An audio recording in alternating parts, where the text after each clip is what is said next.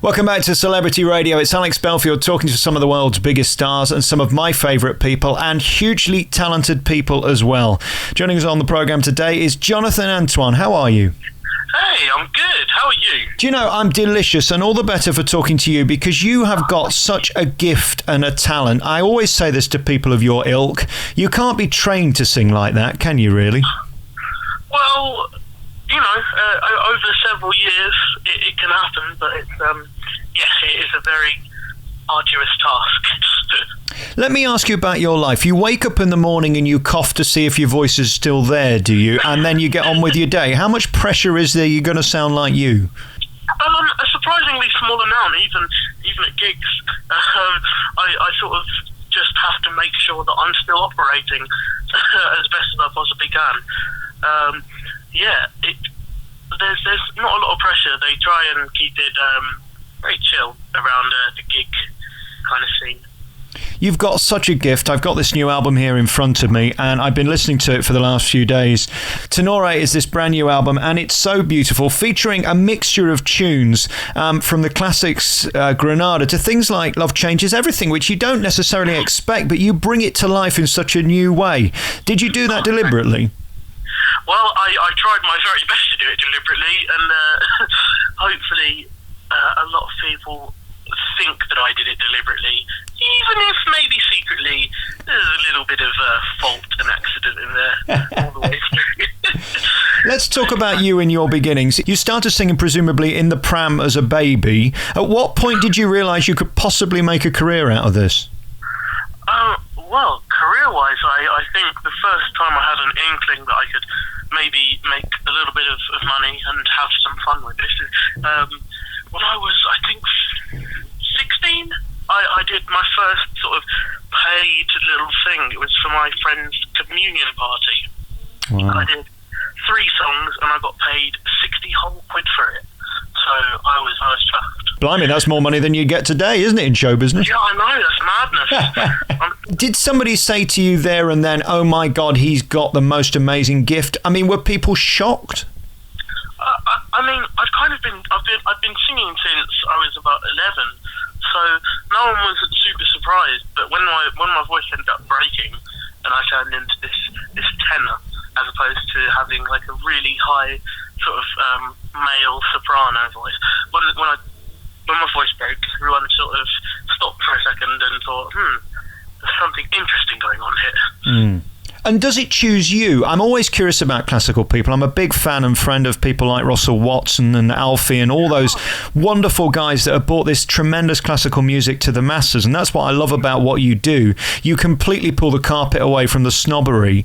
Did it choose you or did you choose it? Because, I mean, you could have been a pop singer or you could have been a rapper if you'd have wanted. Why classical music?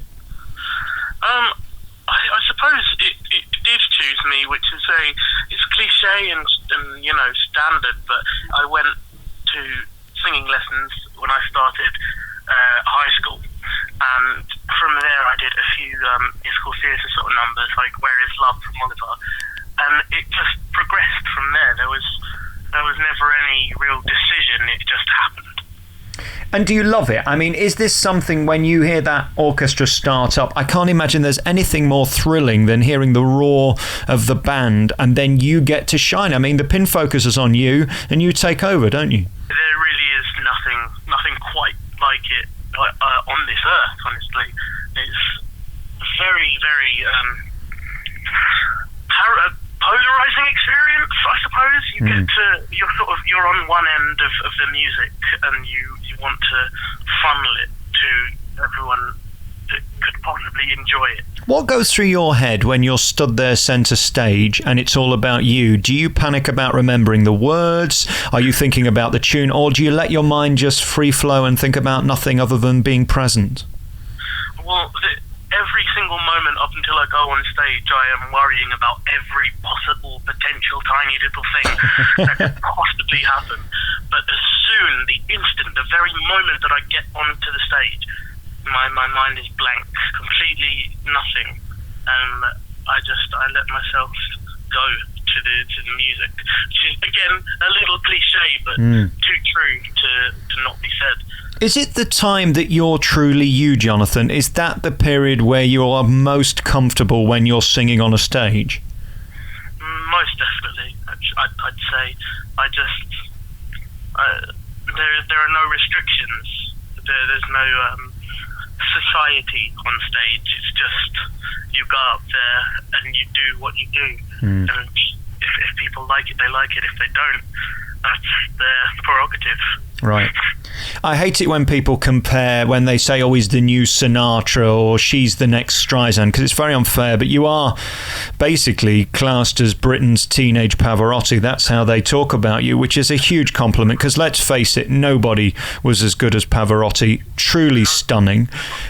When you stand there and sing something from Rigoletto, for example, La Donna Mobile, which is the first track on this Tenore album, what do you feel? Do you feel you've got a responsibility to those who have sung it before you and, of course, those who wrote it?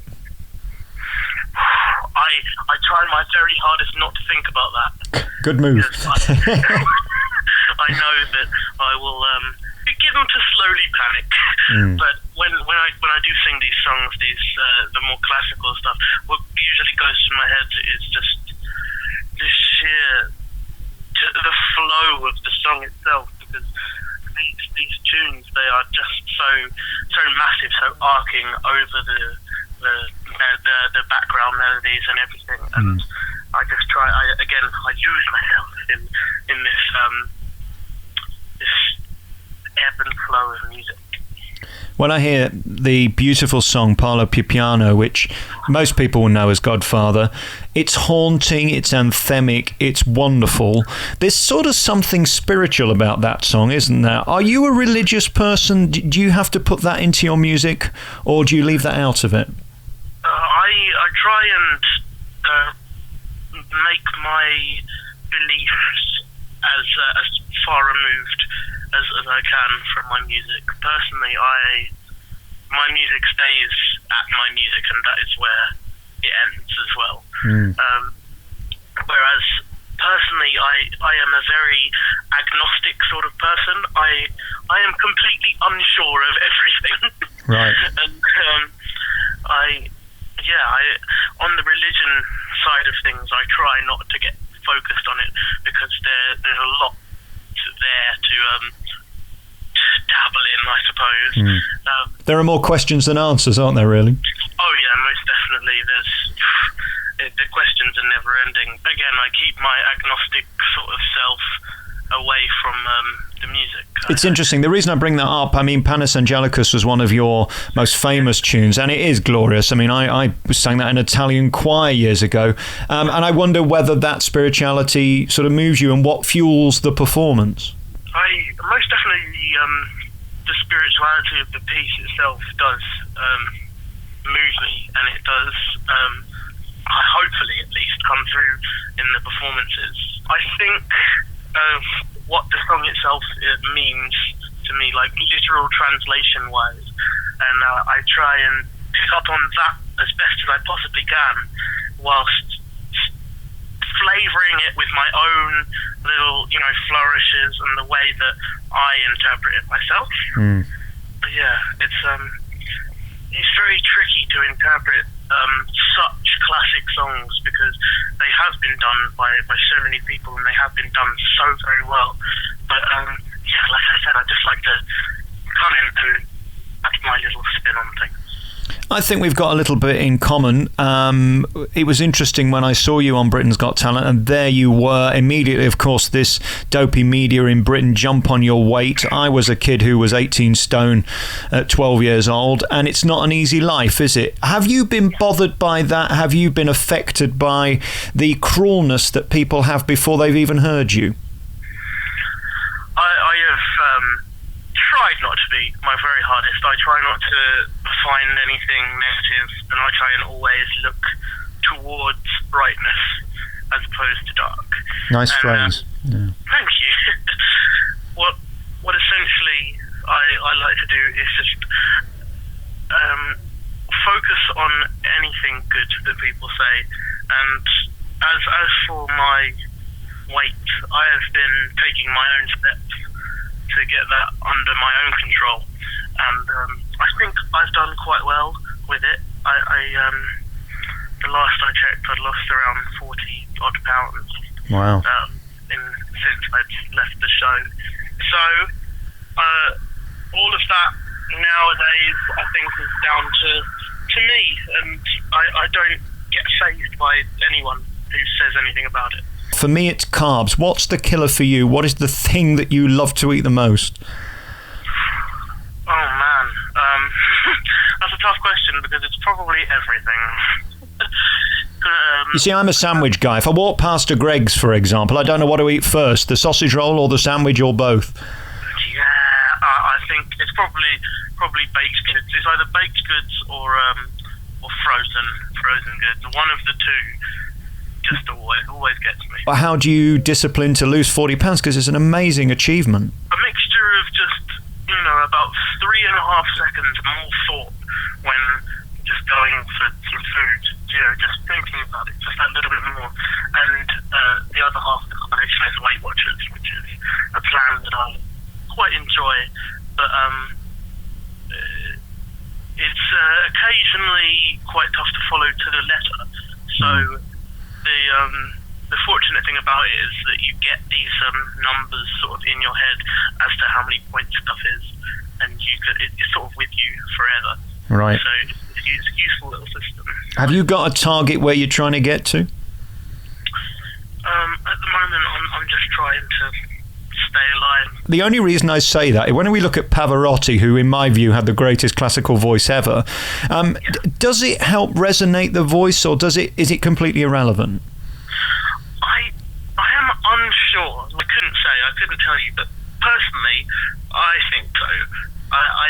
It's just all to do with how it resonates inside the body, and I think that up to a certain point, there's different types of resonance depending on your size and your body mass index and stuff. I think it's probably all really, really complicated stuff that I'm trying to simplify down to maybe not.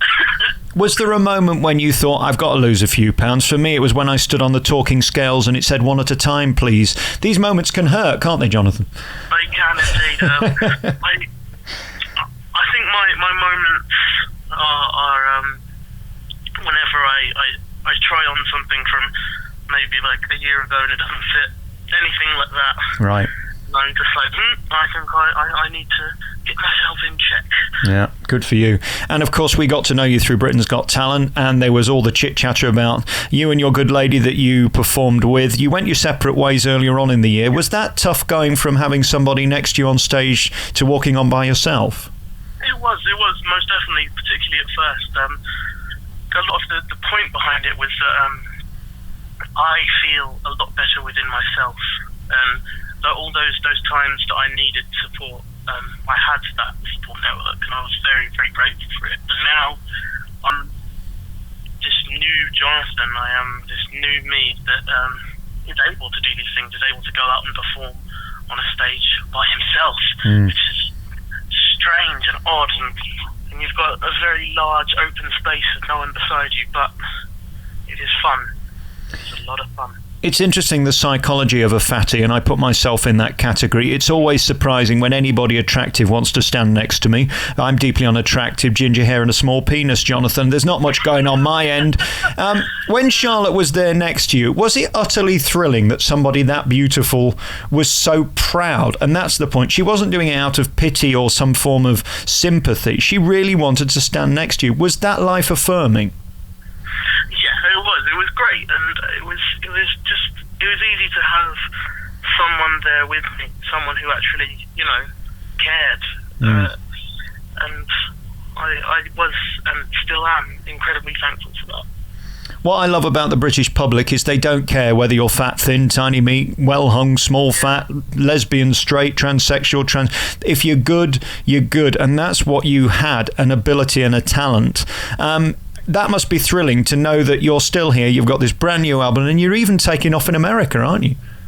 Hopefully, yes. I can't obviously say anything concrete because America's just a huge market, but with luck, I'll be cracking that market. Well, and the good thing is over there you'll be seen as clinically slim, won't you? Most likely. I do like that. I do like going to America and going into just your average shop and finding stuff that fits me. Yeah, exactly. Yeah, it's good for your soul, isn't it? Yeah, again, life affirming. Exactly. Hey, listen, I've really loved talking to you. Let's do this again one day face to face where we can meet, because that will be wonderful. Your debut solo album is out now. It's called Tenore, which is just tremendous. A beautiful album with some really great, beautiful songs. Of course, Panis Angelicus is on there. Be My Love is beautiful. For me, I think probably Parla Più Piano is just the most stunningly beautiful song that you do, so well sung. And of course, Granada raises the roof as you always do. Jonathan, Antoine, thank you so much for your time and good luck with this new album. Thank you so much. It's been a pleasure to talk to you.